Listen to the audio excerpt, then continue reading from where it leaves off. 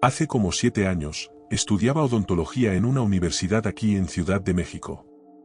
Estábamos empezando nuestras primeras sesiones prácticas en la universidad. Y hay algo que debo dejar muy claro, porque es crucial para entender esta historia: estudiar en algunas de las mejores universidades públicas del país, ubicadas en la capital, cuesta menos de $1 por toda la carrera, cubriendo todos los semestres. Pero ojo, no todos tienen acceso a esto. Para entrar aquí, tienes que ser de los mejores aspirantes en tu área ese año, para poder aprovechar estos costos increíblemente bajos. En fin, cada semestre salía como en 10 centavos.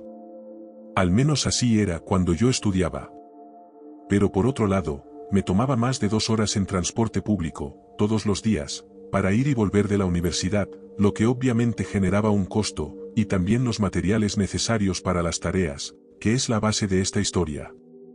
Ahora, en una carrera como odontología, que fue lo que estudié, el que se gradúa con más conocimientos es el que mejor se desempeña en las sesiones prácticas.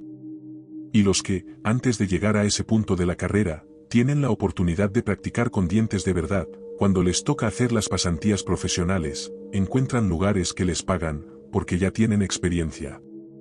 Y claro, que te paguen es la prioridad de la mayoría. Y aquí, amigos, es donde la cosa se pone turbia. Para aprender, uno tiene que equivocarse y aprender de los errores, porque saber que hiciste mal te ayuda a hacer las cosas bien. Y obvio, uno no puede andar experimentando con las dentaduras postizas de la gente así como así. Hay que practicar con dientes donados, de personas fallecidas. Entiendo que tal vez en las universidades privadas, o en universidades de otros países, tienen acceso a dientes artificiales fantásticos, hechos de materiales muy similares a los dientes reales. Pero la verdad es que una universidad pública en México no te va a ofrecer esas instalaciones maravillosas. Así que es bastante difícil. Ahora, también es cierto que los estudiantes de medicina sí reciben donaciones de partes humanas del gobierno y otros lugares, pero hay que tener en cuenta que los suministros son limitados y solo unos pocos tienen acceso a esas donaciones. El nepotismo suele ser un factor aquí. Así que todos los demás, si de verdad queríamos aprender más y más rápido, y ya saben, adelantar camino o meter un pie en la puerta, como se dice, necesitábamos conseguir dientes humanos como fuera, ya fuera actuando como el ratón Pérez y recibiendo los dientes de los niños del barrio, etc., aunque preferiblemente dientes de adulto, que son mucho mejores. Ahora, sé que en los últimos años se ha rumorado que los profesores les dicen a los alumnos cómo conseguir materiales de fuentes externas. Honestamente, al menos en mi caso, ninguno de los profesores me dijo nada. Simplemente decían, si les interesa, búsquenlos por su cuenta. Sin embargo, tenía amigos estudiando otras carreras médicas en diferentes universidades, que sí tenían profesores que les habían dado tips de cómo conseguir materiales. Así que llamé a un amigo y le dije que necesitaba dientes humanos. Ahora, para que realmente aprecien el contexto de esta historia, voy a tener que darles un poco de información cultural aquí. Dudo mucho que la mayoría de ustedes que me escuchan sean de México, y si lo son, probablemente ya saben de qué hablo. Pero México tiene un problema ahorita. Verán, en un lugar tan lleno de gente, y con mucha gente pobre, pues hay mucha profanación de tumbas. Gente que va a los cementerios y saca restos humanos para venderlos. Ahora, aunque es una práctica horrible perturbar a los muertos, estas personas están desesperadas y necesitan el dinero. Con la llegada del Internet, puedes encontrar gente vendiendo estas cosas en la dark web. Y la verdad es que se ha vuelto un problema mayor aquí, porque mucha gente está empezando a hacerlo. Simplemente no hay respeto por los muertos cuando eres pobre, y los dientes y los huesos se venden. Se imaginarán qué tipo de gente estaría dispuesta a comprarlos. Pero claro, comprarlos para practicar odontología no es tan nefasto como otros motivos, aunque eso no necesariamente justifica la compra ni la exhumación del cadáver para hacerlo. Porque hay gente que compra estas cosas en la dark web para fines mucho más oscuros. El principal es la santería, que es un problema aquí en México. La gente compra restos de personas para hacer rituales, y si no me creen, búsquenlo y horrorícense ustedes mismos. Pero volviendo a esta historia, llamé a un amigo y le dije que necesitaba dientes humanos, y él me dio el contacto de una persona que, digamos, mi amigo de confianza me aseguró que podía conseguirme lo que le pidiera, pero que no iba a ser barato. Esta persona había contactado a este tipo a través de la dark web, obviamente. Resulta que mi amigo tenía otro amigo que era bueno navegando en esas cosas, y logró hacerlo de forma relativamente segura, y así encontraron a este vendedor. Le comenté que había oído que se podían hacer compras por Facebook, y me dijo que era más seguro con alguien de confianza, porque nunca sabes si la policía pone esos anuncios en Facebook para tenderte una trampa, o posibles estafadores. Así que por eso recurrimos a la dark web. Al hablar con el vendedor, le dije que necesitaba dientes y le pregunté qué tan específico podía ser con mi pedido. El vendedor me dijo que realmente dependía de lo que estuviera dispuesto a pagar. Que podía conseguirme cualquier cosa. Me dijo que por el precio correcto, podía conseguirme el cráneo completo de cualquiera enterrado en cualquier cementerio del país.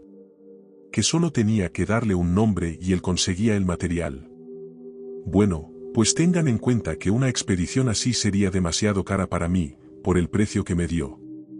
Pero lo que de verdad me dio escalofríos fue cuando me dijo que si necesitaba algo más fresco, podía conseguir material de una morgue, o aún más fresco, conseguir material directamente de un hospital.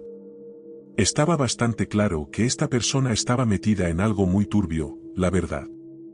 No quise preguntar mucho, así que pedí lo que necesitaba para la universidad. Algunos dientes sanos, otros con condiciones específicas como caries, molares picados, dientes amarillentos, hasta dientes de leche, muelas del juicio e implantes dentales. Para catalogarlos para mi colección. Después de terminar de hacer mi pedido, el vendedor me dijo que lo que necesitaba era bastante fácil de conseguir, más que nada porque aunque había pedido como 34 piezas dentales, eran todas piezas sueltas y no una dentadura completa, así que no era tan caro. Sí, más caro que quizás comprar por Facebook, pero no por mucho, y pagué $250 por todas esas piezas. Acordamos un lugar para el intercambio, y como 24 horas después de hacer el pedido, nos vimos. Esta persona iba vestida de lo más normal, y nada destacaba. Si alguien me pidiera que lo identificara en una multitud, sería imposible. Supongo que alguien que trafica con cosas ilegales en la dark web necesita evitar que lo pillen, y tenía que fundirse completamente con el paisaje. Una vez que llegué a casa con mis compras, agarré un recipiente de vidrio de la cocina y metí los dientes ahí. Sabiendo que no podía dejar estas cosas a la vista, sobre todo considerando la naturaleza de la transacción, decidí esconderlo al fondo de mi armario, detrás de una pila de ropa y libros de texto viejos que casi nunca usaba. Ahora, voy a ser honesto, comprar dientes de gente muerta en ese momento me pareció una idea fantástica. Iba a conseguir la formación necesaria que necesitaba para de verdad intentar destacar en mis estudios y con suerte conseguir un trabajo mejor pagado al graduarme, para no tener que trabajar gratis un tiempo, pero desafortunadamente la culpa que sentía empezó a crecer. Me di cuenta de que eran dientes de personas de verdad, personas que habían sido enterradas o que en algunos casos habían fallecido y les habían quitado los dientes, y aunque ya no estuvieran, seguía sintiendo esa punzada, esa inexplicable sensación de remordimiento por haber hecho algo tan turbio. Hablé con algunos compañeros y algunos me dijeron que era un completo cobarde y que usara los dientes que había pagado. Mientras que otros me dijeron que definitivamente no debía haber recurrido a la dark web, porque era peligroso por naturaleza para empezar, pero también era poco ético, y que siendo médico probablemente no era el camino correcto. Mi brújula moral se volvió loca, y al cabo de un tiempo decidí que lo mejor era devolver los dientes a la tierra. Así que hice un pequeño hoyo en un parquecito al caer la noche y enterré los dientes. Relativamente profundo, eso sí. No quería que alguien o un perro se topara con todos esos dientes sueltos. Eso de verdad me asustaba. Pero tenía mis dudas de que me descubrieran. Mi madre notó que algo me pasaba desde hacía días, y cuando le conté la verdad y lo que había hecho, me dijo que había sido lo correcto, y que había otras formas de conseguir dientes, y que no tenía por qué haber recurrido a un método tan oscuro, que como ella señaló, al comprarlo, yo seguía alimentando el círculo vicioso de la gente que profana tumbas y desentierra cosas. Ahora, quizás este no sea el horror que esperaban, pero la ansiedad y el miedo al comprar en sitios como este y hacer tratos con gente extraña y misteriosa sí que deja un efecto profundo y duradero, o al menos en mí lo dejó. Mi recomendación es que no compren cosas en la dark web, porque aunque consigan lo que quieren, puede que no haya sido lo correcto. Pero cada quien, supongo.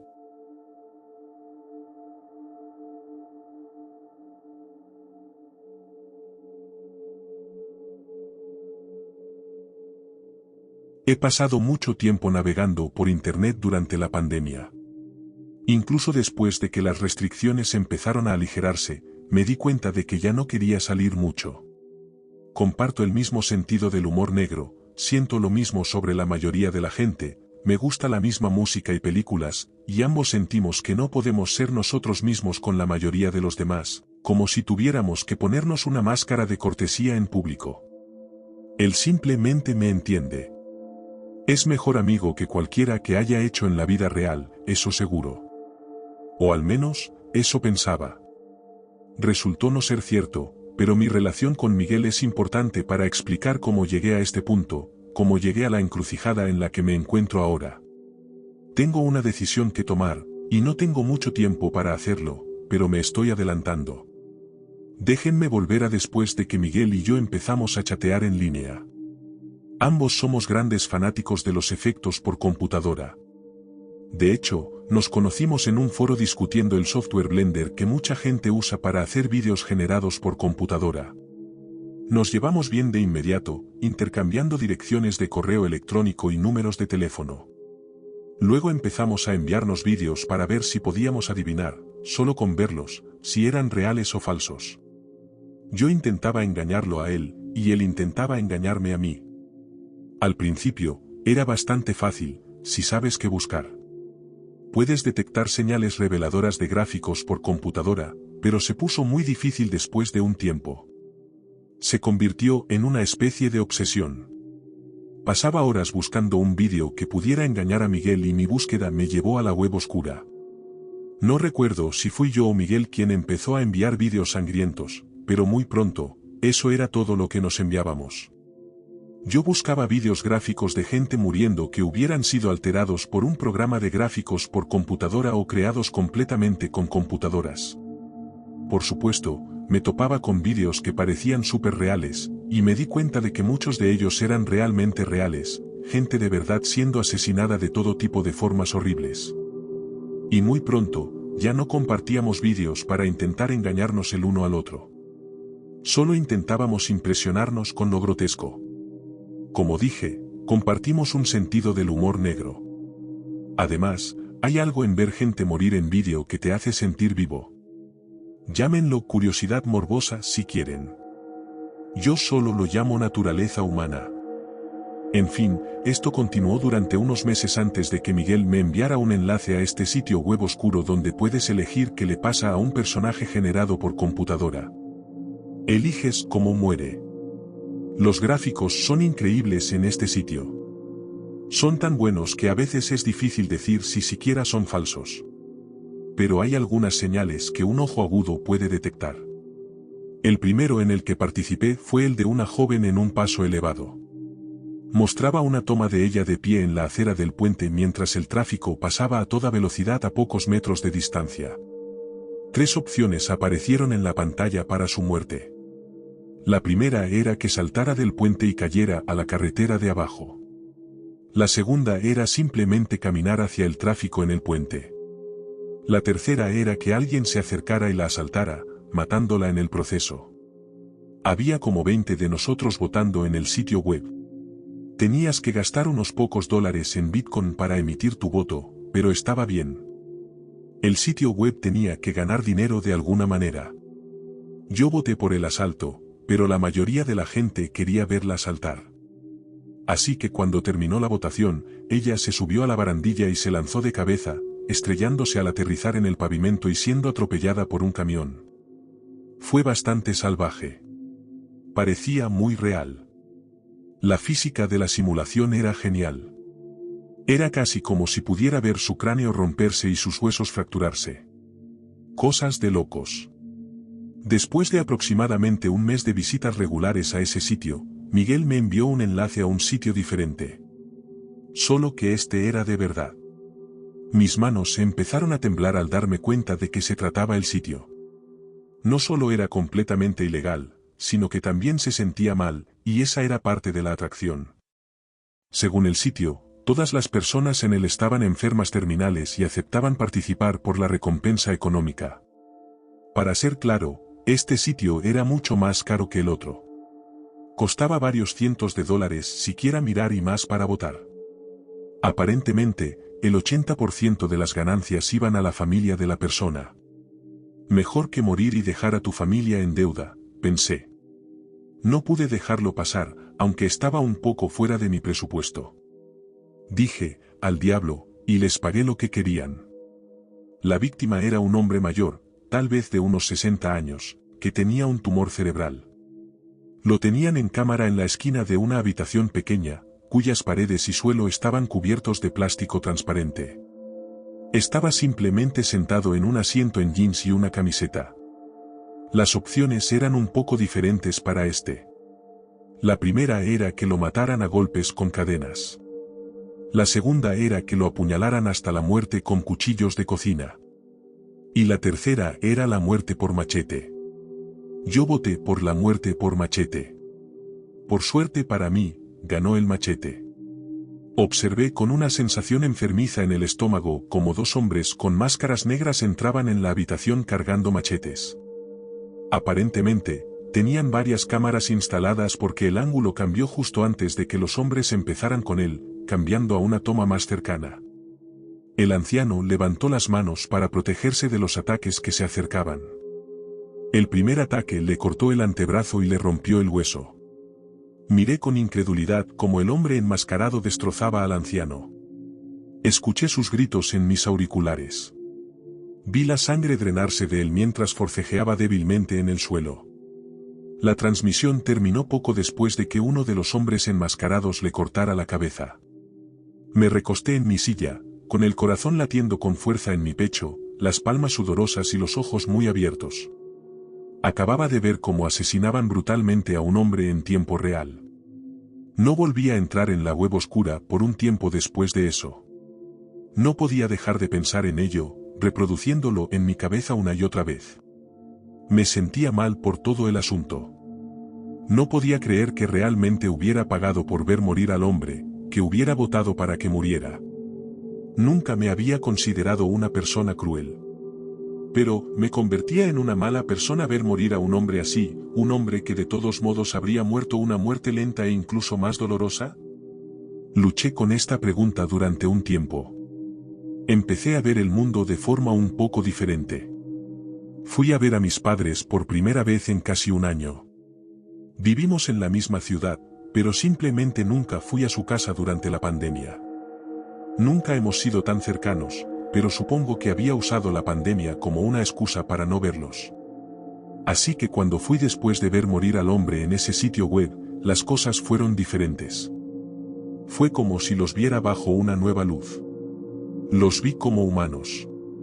Mientras que antes, habían sido como seres más grandes que la vida.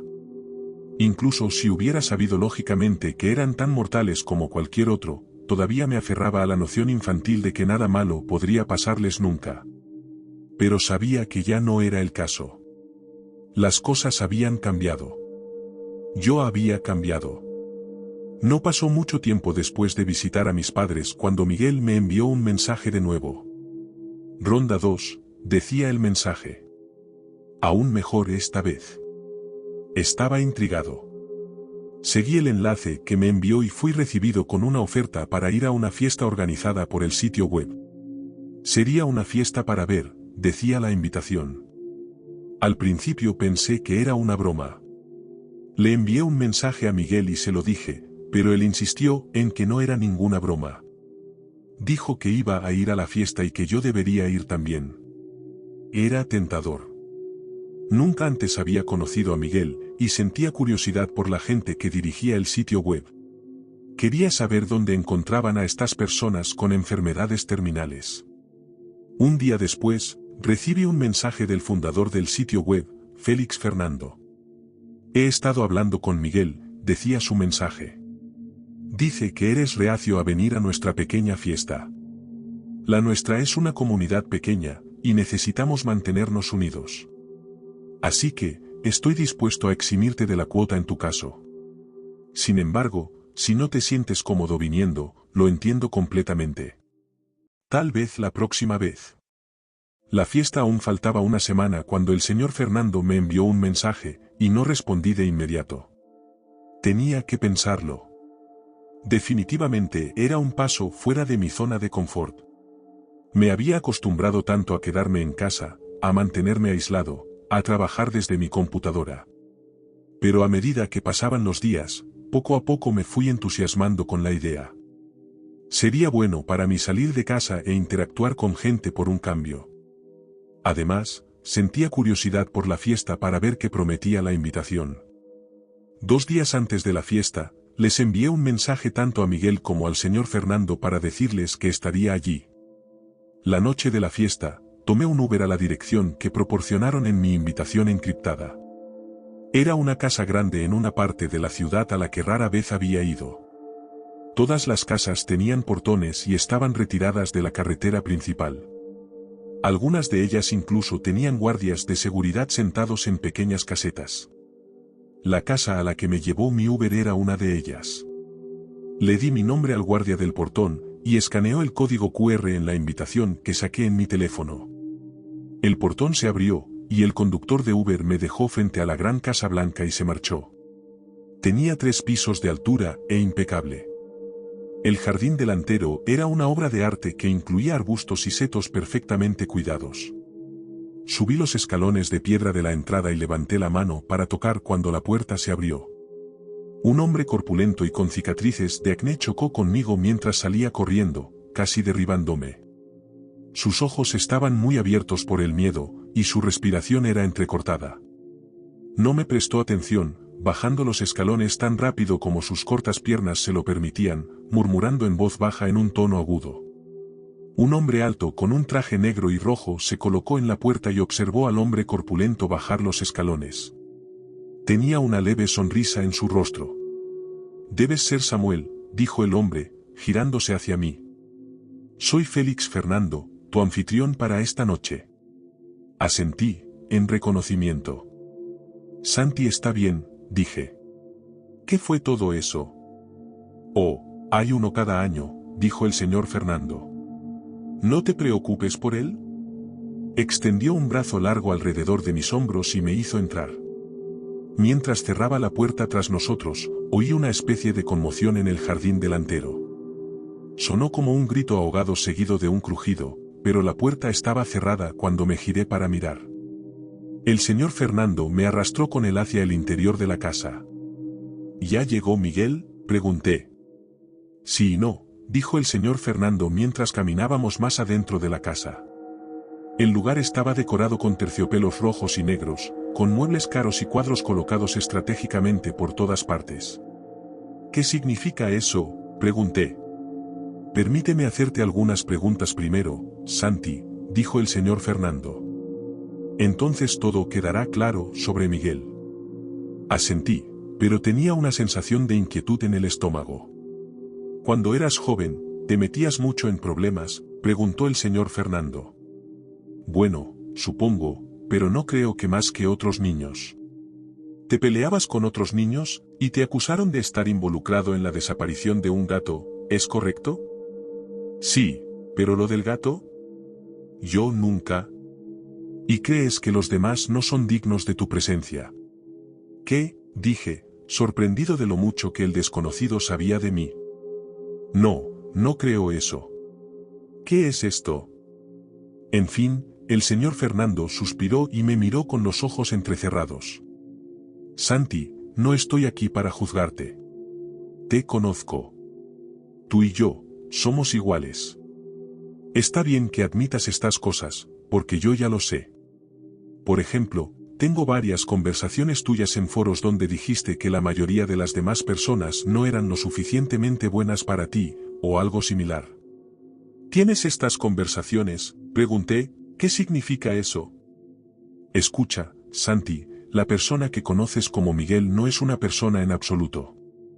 Es un programa de IA que pasé muchos años escribiendo y perfeccionando. Y, lo logré». «¿Qué es?». «Encontrar gente como nosotros, por supuesto. Para emparejar ciertos atributos. Para descubrir a esas personas que son un poco diferentes de la población general. Como un cerdo buscando trufas en un bosque francés. El señor Fernando volvió a ponerme el brazo alrededor y me llevó más adentro de la casa. Empecé a objetar, pero era una objeción débil, y él lo sabía tan bien como yo. Estaba tocando un nervio conmigo, y a pesar de la voz en mi cabeza que me advertía que saliera, quería ver a dónde llevaba esto. No tengas miedo, Santi, dijo el señor Fernando mientras entrábamos en una habitación cubierta de plástico. Dos hombres con ropa y máscaras negras tenían sujeto al hombre corpulento que casi me había derribado. Había una puerta exterior en el lado opuesto de la habitación. Los hombres enmascarados debieron haber atrapado al hombre corpulento y arrastrarlo por la parte de atrás de la casa hasta esta habitación. Este es Marcos, continuó Félix Fernando. Me temo que es un ejemplo de las limitaciones de mi programa de IA. Parece que no puedo acertarles a todos. Algunas personas muestran todas las señales, pero simplemente no pueden aceptar su verdadera naturaleza. Pero ese no eres tú, ¿verdad, Santi? Miré a Marcos, sujeto de rodillas por los dos hombres enmascarados. Tenía cinta adhesiva sobre la boca, pero aún emitía pequeños sonidos animales. Estaba llorando. Una ola de repulsión me recorrió al mirar al hombre. ¿Cómo podía ser como yo? Pensé, no nos parecemos en nada. En nada. El señor Fernando se apartó de mi lado por un momento y volvió con una palanca, que colocó en mi mano. Miré la herramienta y luego volví a mirarlo. Señaló a Marcos. Miré alrededor y me di cuenta. Por primera vez, las cámaras colocadas alrededor de la habitación apuntaban a Marcos y a los dos hombres enmascarados. El señor Fernando sonrió. Sacó una máscara negra de su bolsillo trasero y me la entregó. Ahora, aquí estoy. Ya estás al corriente. Tengo una decisión que tomar.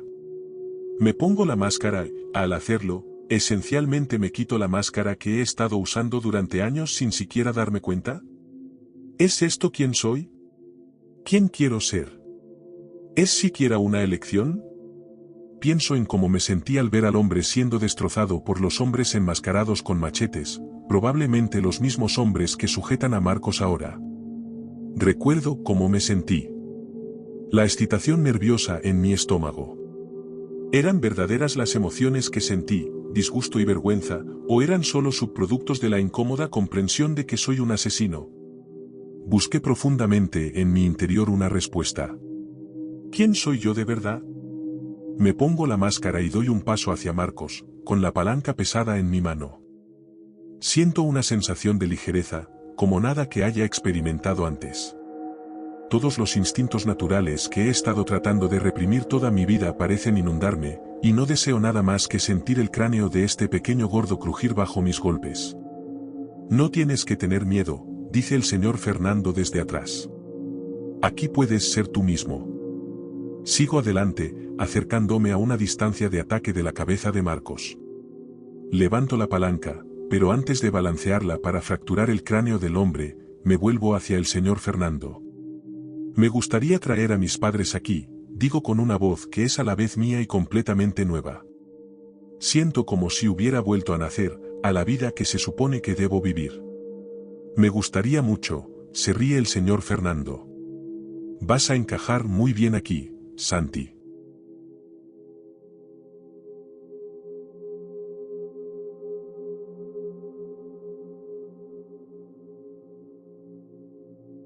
Comparto este relato con la esperanza de que alguien escuche mi historia antes de que pierda la capacidad de contarla. Actualmente, me encuentro escondido en el aeropuerto JFK, apresurándome para tomar un vuelo que me saque de aquí rápidamente. Ojalá a un lugar donde no puedan rastrearme. Quizás se pregunten, ¿quiénes son ellos? En honestidad, no tengo una respuesta exacta. Nadie la tiene, excepto ellos. Sin embargo, puedo arrojar luz sobre a qué se dedican, y por qué tienen un deseo tan ferviente de terminar con mi vida. Durante la última semana, he sido perseguido por un número casi interminable de individuos, meras molestias comparadas con los dos que están al mando, Alfa X y Leopardo Rojo. Solo pronunciar sus nombres me da escalofríos. Estos dos no son los típicos capós de la droga. En cambio, operan en un mercado de la dark web llamado Cometa. Como si estuvieras volando alto. Aquí es donde ganan cientos de millones de dólares alimentando las adicciones de la gente. No están directamente involucrados en el narcotráfico. Su papel es proporcionar una plataforma para tales actividades. Según mi último chequeo, presumían de tener más de 1 millón de anuncios de drogas, pero su repertorio se extiende más allá de los narcóticos. Venden armas, virus, cuentas bancarias robadas y una variedad de otros artículos ilícitos. Irónicamente, el asesinato por encargo es una de las pocas actividades prohibidas en su plataforma, a pesar de que uno de sus sicarios contratados podría reclamar mi vida antes de que termine el día. Dejemos de lado sus antecedentes, porque esta narrativa se centra en mí y en el atolladero en el que he caído.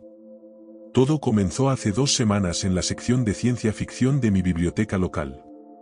Solo necesitaba un cambio de aires para subir algunos vídeos, aprovechando el wifi de alta velocidad, algo que no podía permitirme en casa.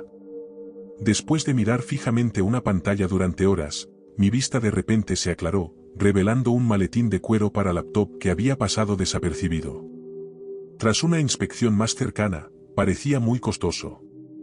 Una perspectiva atractiva para alguien lidiando con pagos de renta atrasados y un salario generalmente de mierda. A pesar de mis reservas morales, decidí aprovechar la oportunidad.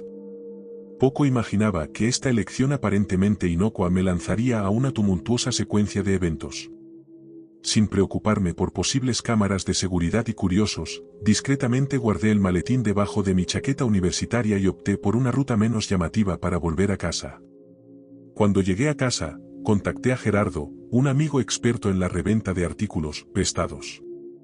Un eufemismo que le resultaba gracioso.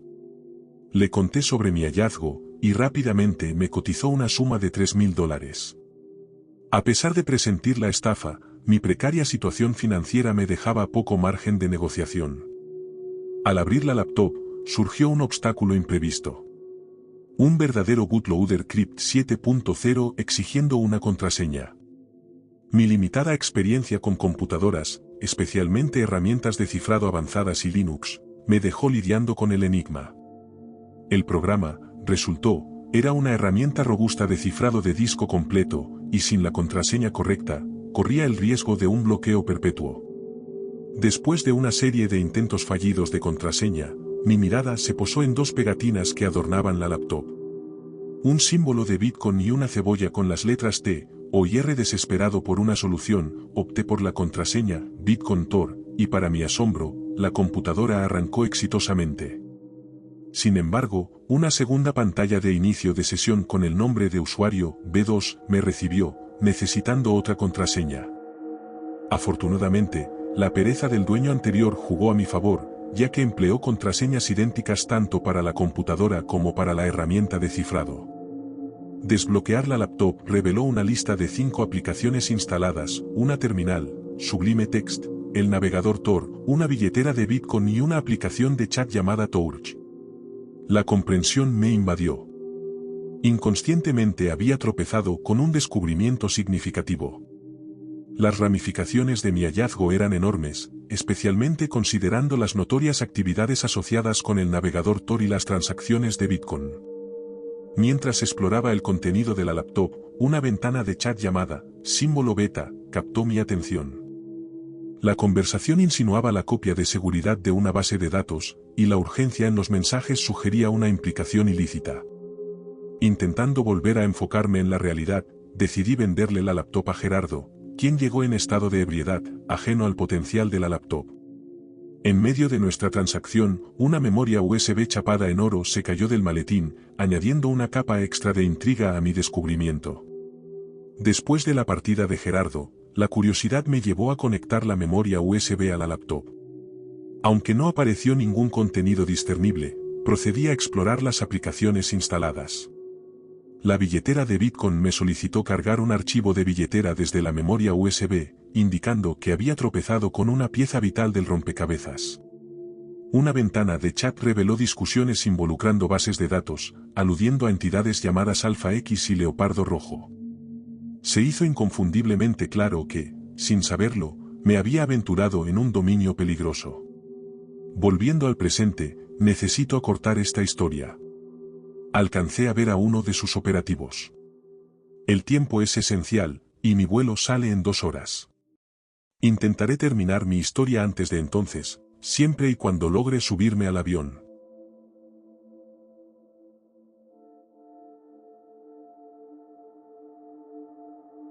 Si estas historias de terror de estar solo por la noche te dieron escalofríos, no olvides darle me gusta y suscribirte para más relatos aterradores.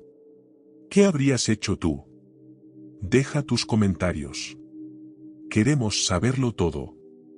Comparte este vídeo con un amigo que diga que no le teme a la noche y ve si sigue estando de acuerdo. Recuerda, la oscuridad no siempre está vacía, y estar solo no siempre significa que estás a salvo.